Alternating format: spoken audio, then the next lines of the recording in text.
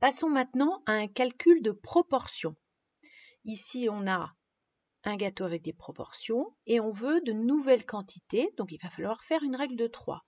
À chaque fois, par exemple, pour avoir le nouveau poids de farine, je vais multiplier par le coefficient 8 divisé par 3, c'est-à-dire la proportion 8/3 ou encore C3 divisé par B3. Donc ici, ma formule là, ça va être B4 fois C3 divisé par B3. Donc B4 fois C3 divisé par B3. Si je veux étendre ces proportions, il faut fixer C3 et B3 avec des dollars. Attention, ici on a inversé, c'est pour ça que ce n'est pas la bonne réponse. Et ici on a fixé B4, c'est-à-dire la farine, au lieu de fixer le coefficient. Donc là, voilà sur quoi on a mis les adresses absolues. Réponse B. Maintenant, le prix facturé au client. Donc, le produit A, on en commande 50. Donc, B4 fois le prix du produit B1. Attention, ici on a écrit B4 fois A1. Dans A, il y a le blabla, prix du produit A au kilo, et non pas le prix. Le prix, il est bien en B. Donc, c'est B4 fois B1 plus C4, 30 kg, fois B2.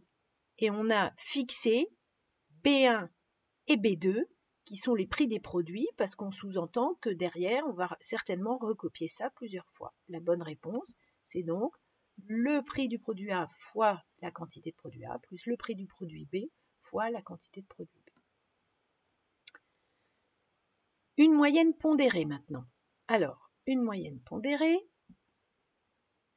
vous savez que le coefficient 2 pour la note en droit, c'est comme si cette note 14 comptait 2 fois. Autrement dit, on a 2 fois la note 14, plus 1 fois la note 12, plus 3 fois la note 7, plus 1,5 fois la note 16.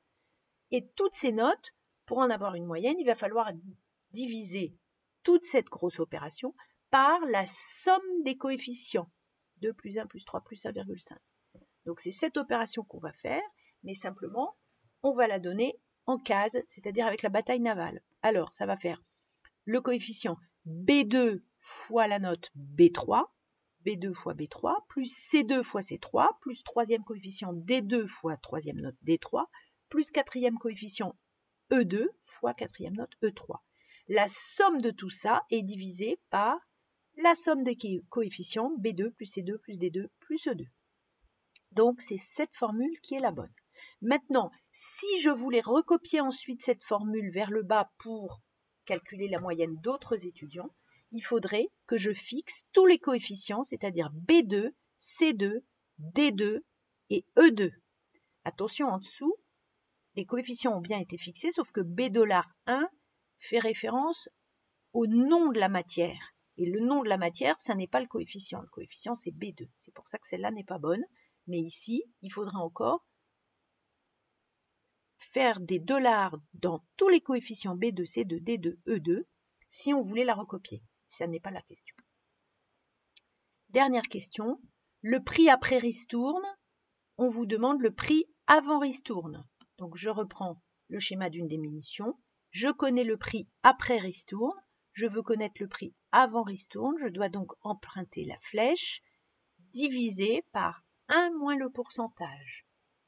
Donc, le prix après ristourne B1 divisé par 1 moins B2. C'est donc la réponse B. Voilà, le QCM est terminé.